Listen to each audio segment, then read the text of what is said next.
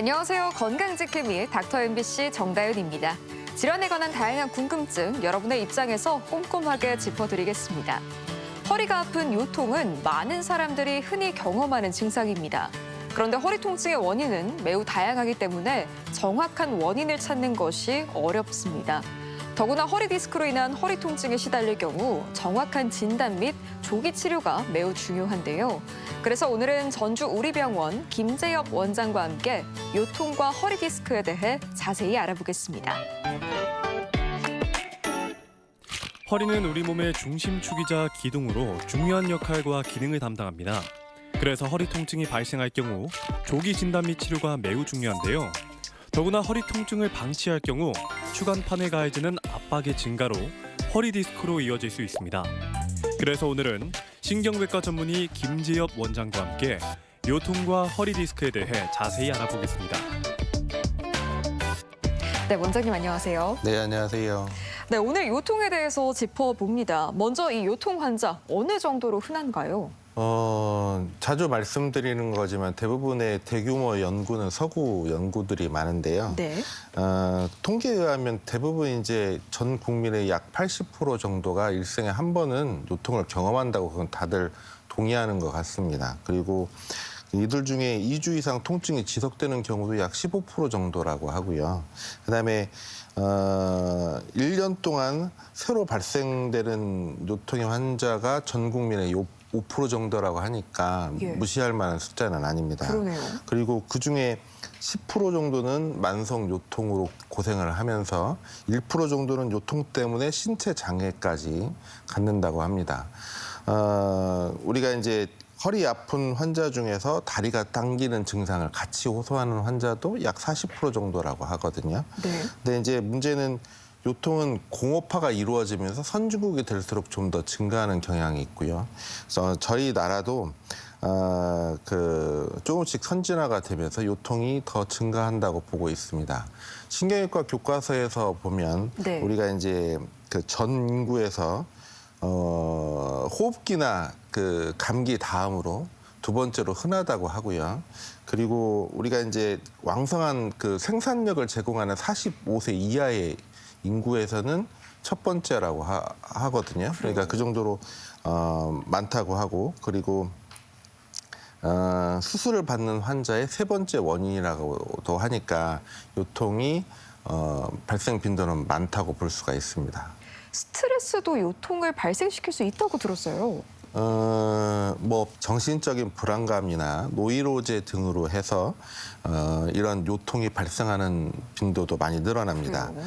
우리가 정신적으로 스트레스를 많이 받으면 네. 위산이 많이 과다되고 역류도 하고 위험이 발생하기도 하고 속 쓰리고 소화가 안 되잖아요. 맞아요. 마찬가지로 우리 통계상에 보면 위 다음으로 스트레스에 민감한 기관이 허리라고 알려져 있습니다. 그래요? 그래서 요통도 잠을 잘 못 잔다든지 스트레스를 많이 받는 상황이면 요통의 발생 빈도가 많이 증가한다고 되어 있습니다. 제가 항상 회진을 돌면서 항상 스트레스에 관해서 이야기를 할 때 네. 친구들하고 놀 때는 허리가 좀 덜 아픈데 네. 이제 어떤 하기 싫은 일을 할 때는 요통의 발생 빈도가 많이 올라가거든요. 그래요? 친구들하고 놀 때는 확실히 좀 더 이렇게 좀 덜 아픕니다. 덜 아프고. 그러니까 네. 그런 거와 마찬가지로 스트레스에 허리는 되게 민감한 기관이라고 알려져 있습니다. 그렇군요. 요통의 원인 중에 허리 디스크가 차지하는 비율은 어느 정도 되나요? 사실은 생각보다 많지는 않은데요. 요통은 전 인구의 80%가 경험을 하지만 그중에 디스크가 차지하는 비율은 1에서 5% 정도라고 생각이 되거든요. 생각보다 크진 않네요. 어떤 논문은 거의 25%까지 이야기하는 논문도 네. 있습니다만 어찌 됐든지 간에 전반적으로 학계에서 인정하는 것은 그렇게 발생 빈도가 높지는 않습니다.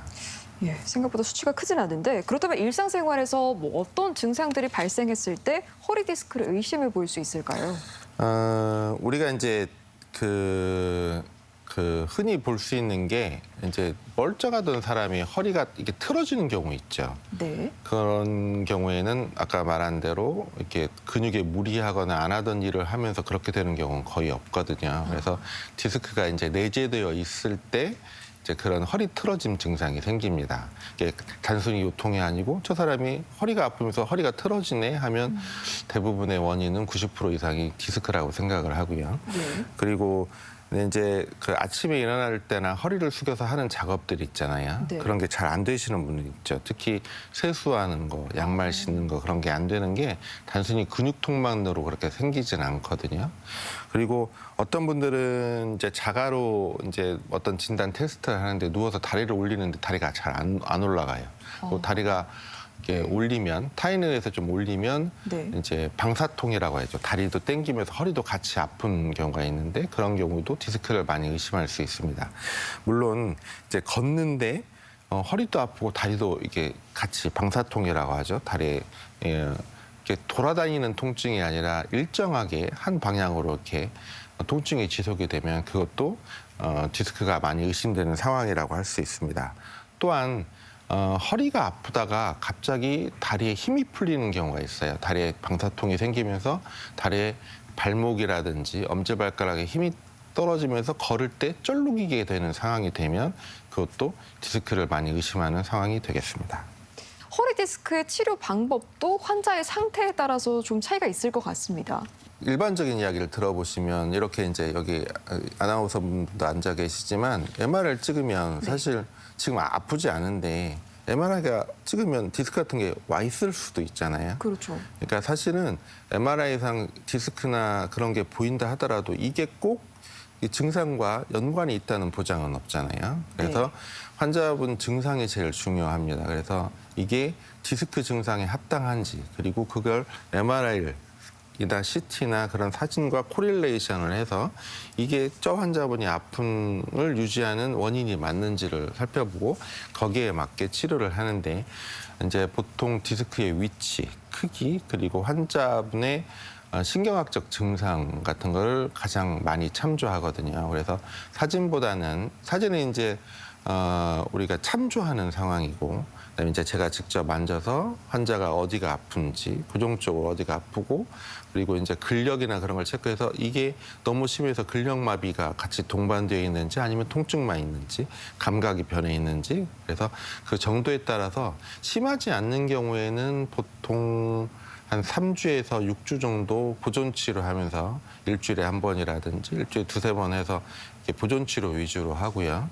그다음에 이제 막 너무 급하게 마비가 너무 심하다든지 통증이 너무 극심하면 통증 치료를 같이 덧붙여서 하는데 그런 게 이제 반응이 없으면 시술이나 수술을 고려하기도 합니다. 네, 이 수술, 시술 치료도 필요로 한다는 말을 해주셨는데 이 수술적 치료를 하는 건 어떤 경우일 때 하는 거예요? 이렇게 디스크에서 수술을 궁극적으로 받는 경우는 사실은 10% 미만입니다. 다 받는 게 아니거든요. 예. 그래서 수술을 꼭 해야 되는 경우는 이게 신경학적 결손 뭐냐면 마비가 심하다. 그래서 이제 신경은 아직까지는 한번 마비가 되면 잘 회복이 안 됩니다. 안 되는 걸 원칙으로 하고 있고 물론 이제 경험적으로 보면 우리 주변에서 가령 뇌졸중에 한쪽 팔이 이제 마비가 됐던 분이 열심히 운동을 하면 한 1년 지나면 이게 다시 팔을 쓰시는 분도 있잖아요. 네. 근데 잘 안 돌아오고 이렇게 오히려 꼬이고 그러신 분도 있잖아요. 그렇죠. 그러니까 신경은 이제 케이스 바이 케이스라고 맞아요. 해서 각계가 경우가 많이 틀리기 때문에 하지만 그 신경이 100% 회복한다는 보장이 없기 때문에 일단 신경 결손이 심하다고 생각이 되면 수술을 하고요. 그다음에 이제 충분히 보존 치료를 했는데도 통증이 너무 심해서 우리가 통증이 100점 만점이라고 하면 7, 80점 이상 이게 지속이 되면서 일상생활이 하나도 안 되고 어떤 분들은 통증이 만성화되면 우울증이나 아예 잠도 안 오고 네. 이제 그러신 분들이 있어서 그런 분들은 수술을 고려하기도 합니다. 그래서 이런 모든 것들이 사진은 이제 보조 역할을 하고요. 제일 중요한 건 환자분 증상인데 이게 이제 만약에 암이라고 하면 예. 환자분의 증상에 상관없이 암은 제거를 해야 되잖아요. 그러니까 그렇죠. 조금만 보여도 어떤 적극적으로 수술을 권하거나 그러지만 이거는 사실 목숨하고 이렇게 연관된 거가 아니기 때문에 기능적으로 근데 생활이 잘 유지되게끔 건강한 생활을 유지할 수 있게끔 도와드리는 거기 때문에 환자분 상태에 따라서 단계마다 하나씩 치료를 첨가하면서 그 경과를 보고 최종적으로 수술을 결정하게 됩니다. 네, 수술을 결정하기 전에 주의해야 할 사항도 있을 것 같아요. 이게 뭐 앞에서 다 말씀드린 거지만 사진은 항상 보조 역할이거든요. 네. 이게 모든 사진만 보고 결정을 하는 경우는 없고요. 물론 환자분 증상이 좀 약하다 하더라도 수술을 강력하게 권하는 경우도 있습니다. 특히 뭐 목이나 이런 쪽에 지금 현재 환자의 증상은 심하지 않지만 이미 신경이 많이 이렇게 변성된 사인들이 있거든요. 그래서 예. 사진상에 이미 신경이 일부가 죽었어. 그래서 사진상에 그런 죽은 것도 보이는 경우도 있거든요. 이제 예. 그렇게 하고 다리 쪽에 균형이 없어진다든지 그런 위급한 상황이면 환자분 증상은 그렇게 심하지 않아도 수술을 권하는 몇 가지 경우가 있기는 합니다. 근데 그런 경우는 그렇게 많지 않겠죠. 아주 드물고 이제 대부분의 경우는 증상을 고려해서 이제 거기에 맞게끔 해서 제일 중요한 건 환자분 증상입니다. 그래서 설령 이제 좀 극단적으로 이야기하면 협착증이 심해도 잘 걷고 마비될 확률이 별로 없고 그다음에 이제 증상이 없으면 대부분 보존 치료만 하고 지켜보는 경우가 많고요. 이제 증상이 심하고 마비도 심하고 그러면 설령 좀 작아도 또 적극적으로 수술을 권하는 경우도 있습니다. 특히 한 3개월, 6개월 했는데 너무 통증이 극심하고 일상생활이 안 되고 그다음에 이제 그런 경우에는 어떻게 해서든지 시술이나 수술 쪽으로 이제 다른 치료가 다 끝났다고 하면 그런 걸 고려해서 이렇게 호전을 보이시는 분들도 있거든요. 그거는 항상 제일 중요한 건 환자분 증상을 고려해서 어떤 결정을 하게 됩니다. 네, 수술이 결코 쉽게 결정되는 건 아닌 것 같습니다. 이렇게 수술을 결정하고 나면 허리 디스크 수술 과정 어떻게 진행되는지도 이게 이제 궁금합니다. 허리 디스크는 여러 가지 있으니까 예. 일단은 단순히 디스크 하나만 수술한다고 하면 요즘에는 이제 미세 수술이라고 해서 크게 째지도 않고 네. 이제 수술을 할 때 요즘에는 이제 뭐 MRI나 CT를 다 찍고 들어가거든요. 예전에 이제 우리가 수술했다고 이렇게 벌려놓고 찾고 그러는데 요즘 그러지 않잖아요. 이렇게 딱 그 타겟을 정해가지고 거기만 똑 들어가서 그것만 딱 하고 나오잖아요. 예. 그러니까 수술 시간도 짧고 그다음에 근육의 수술이라고 하는 게 이제 열고 들어가기, 파괴를 하고 들어가기 때문에 손상이 전혀 없을 수 없지만 최소 침습이라고 해서 최소한 이렇게 째고 들어가기 때문에 그 손상도 좀 줄이는 방향으로 하고 그래서 대부분 1시간 내외로 수술이 끝나고 보통의 경우에 별일이 없으면 거의 대부분은 수술 끝나고 한 6시간이면 바로 걸어 다니거든요. 예, 그래서 한 일주일이면 퇴원 가능하고 그래서 수술 자체가 예전처럼 막 크게 막 뭐 기구를 넣는다든지 그런 수술이 아니면 회복도 빠르고 일상생활 복귀도 아주 빠릅니다. 네, 이 수술 후의 회복도 굉장히 중요하잖아요. 회복 기간은 어느 정도 걸려요?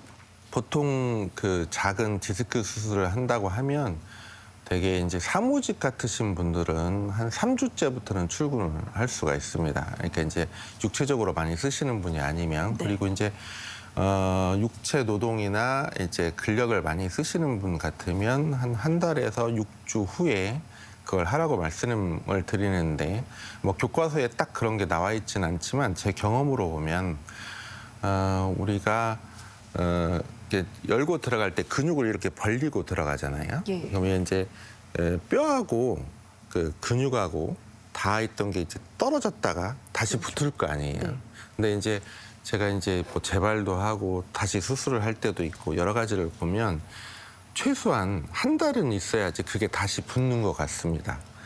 최소한 한 달은. 네. 그래서 빠른 분들은 그러니까 이제 젊고 이제 그런 것들이 회복이 빠른 분들은 한 달이어도 그런 게 가능하고 어떤 분들은 한 5, 6주 정도 지나면 무난하게 일상생활을 다 할 수 있을 정도는 되는 것 같습니다. 네. 말씀해주신 것처럼 뭐 재발 수술을 하시는 경우도 있다고 네네네. 해주셨는데 재발하는 경우가 많아요? 일단은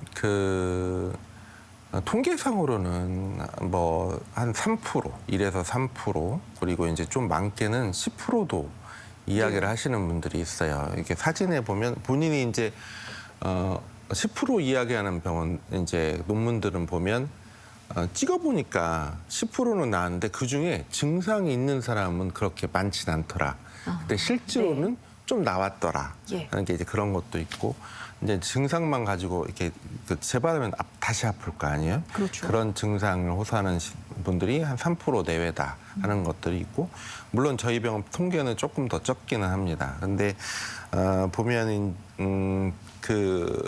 특히 이제 초기 재발률이 좀 많거든요. 그러니까 아직 수술을 한 다음에 다 열려 있잖아요. 거기를 네. 통해서 다시 디스크가 나올 확률이 훨씬 더 많고요.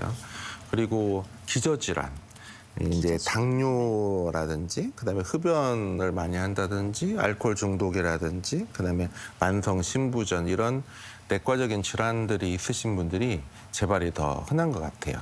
근데 그거는 조금 전에 설명드린 대로 디스크라고 하는 게 확산으로 먹고 산다고 그랬잖아요. 그래서 맞아요. 그 안에가 물침대처럼 디스크의 수액이라고 하는 게 물침대처럼 서로 비유를 하면 잘 반죽된 밀가루 반죽 아시죠? 네. 원래는 그래야 된단 말이지. 예. 근데 그게 이제 퇴행성 변화를 거치면서 물이 빠져나간다고 말라 비틀어진다고 생각하면 그게 조각조각 될 거 아니에요? 맞아요. 조각조각 돼 있으면 이게 이제 디스크가 그 조각이 돼서 밖으로 나왔는데 그렇게 제거하더라도 자기들끼리 그게 잘 반죽된 밀가루 반죽처럼 같이 있어야 되는데 그게 또 떨어져 나오고 또 떨어져 나오고 할 수 있을 거 아니에요? 그래서 아까 말한 대로 기저질환이 있으신 분들이 그런 탈수가 잘 되고 서로 이렇게 응집돼 있고 서로 붙여 있는 그 디스크 상태가 좋지 않기 때문에 또 충격에 의해서 재발하고 그러지 않나 생각이 됩니다. 원래 조물주가 만들 때는 인경을 할 때는 우리가 걸을 때는 자기 몸무게의 한 2배에서 4배 정도 걸리거든요. 네. 그러니까 자기 몸무게가 60kg면 120kg를 건들 수 있을 정도로 원래는 이제 내진 설계가 되어 있는데 예. 그게 이제 파괴가 되면서 지금 디스크가 나온 거잖아요. 그러니까 이제 그런 일상적인 생활에서도 이게 이제 조각조각 돼 있으면 다시 재발을 하는 것 같습니다. 그래서 기저질환이 있으면 그런 것들이 평소에 건강하지 않으신 분들이 오히려 재발을 많이 하는 것 같습니다. 네, 아무래도 관리를 잘 해야 될 것 같은데 허리 디스크 치료 후에 뭐 주의사항, 관리 방법 어떤 것들이 있을까요? 일단 허리 디스크 치료에서 가장 중요한 것은 힘 있는 건강한 허리를 만드는 거죠. 근력 운동을 많이 하는 거예요.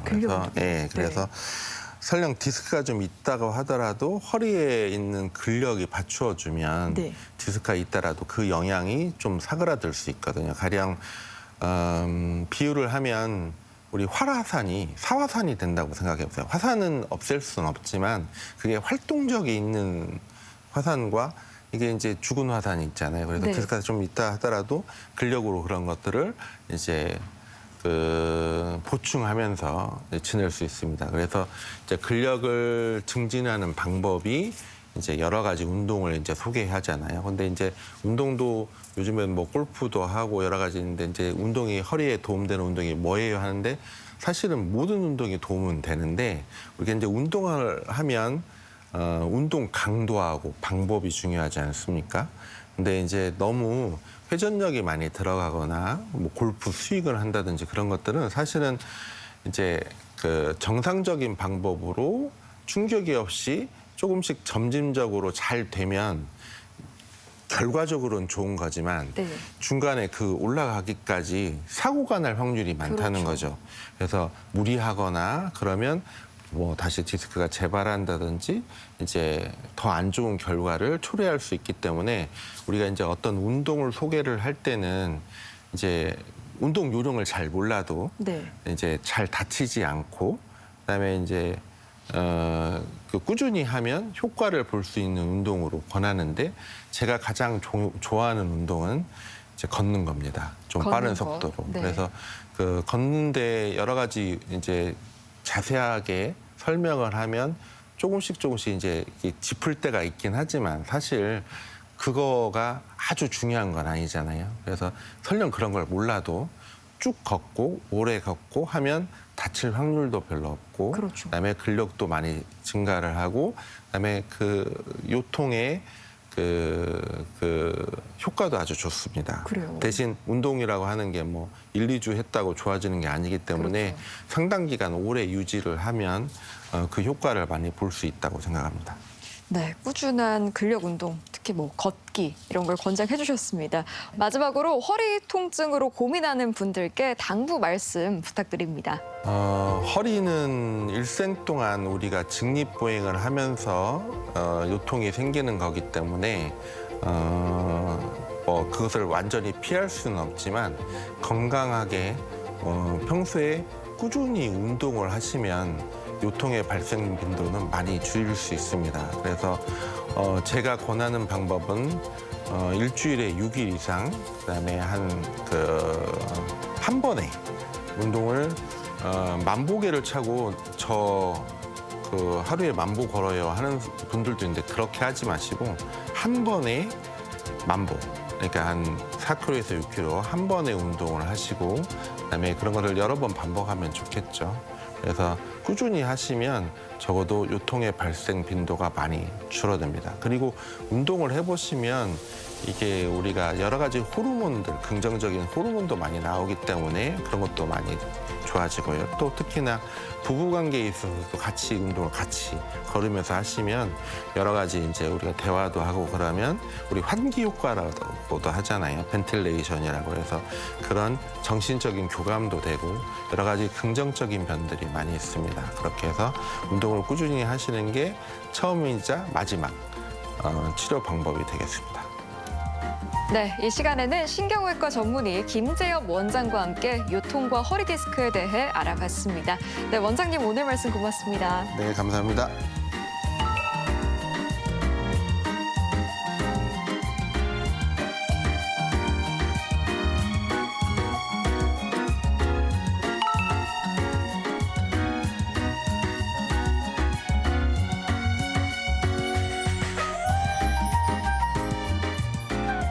우리 신체와 정신 건강에 도움을 주는 호르몬에 대한 관심이 높아지고 있는데요. 그중에 동기부여와 보상체계에 관여하는 호르몬 도파민은 기억력 향상과 집중력에도 도움을 줍니다. 하지만 행복 호르몬이라고 불리는 도파민이 부족할 경우 우울증과 같은 기분 장애가 발생할 수 있기 때문에 도파민 분비량이 매우 중요한데요. 도파민은 20세 전후에 최대 분비량을 기록하고 노년기에는 약 50%까지 감소한다고 합니다. 그래서 평소 운동과 명상 등으로 도파민을 생성하고 도파민 수치를 높이는 버섯, 아보카도, 견과류, 시금치, 베리류 등의 섭취에도 신경을 써야겠습니다. 그리고 이 밖에 건강과 관련해서 궁금증이 있다면 전주 MBC 홈페이지에 질문 남겨주시기 바랍니다. 닥터 MBC가 여러분의 궁금증을 풀어드리겠습니다. 저희가 준비한 소식은 여기까지고요. 다음 주 이 시간에 다시 찾아뵙겠습니다. 고맙습니다.